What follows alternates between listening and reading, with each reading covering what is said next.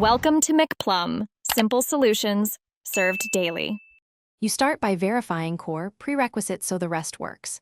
Check that your device supports screencast, is on the same Wi-Fi, and has app permissions enabled for screen and network access. Once done, update the OS and the casting app, then reboot the device to apply patches. Make sure VPNs are off and close competing streaming apps because they can hog ports.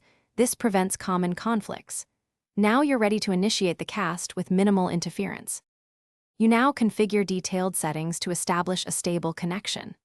Open the casting menu and explicitly pick the correct display source and the target device. Generic discovery can fail. If it still won't show, check firewall and router. Enable MDNS or UPnP and allow ports like 1900 and 5353 for discovery. Once you've changed networking rules, restart both devices and test again. If discovery continues, you finish by making final checks and knowing a key recovery step. Restart both sender and receiver, clear the casting app cache, and then repair devices to force a fresh handshake. If problems persist, test with a wired connection or a different phone/computer to determine if hardware or software is at fault. Make sure to reproduce the issue and note error messages.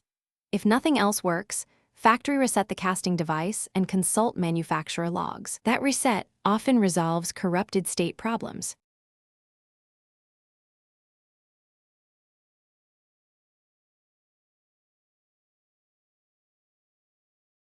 Thanks for watching. Stay juicy and subscribe.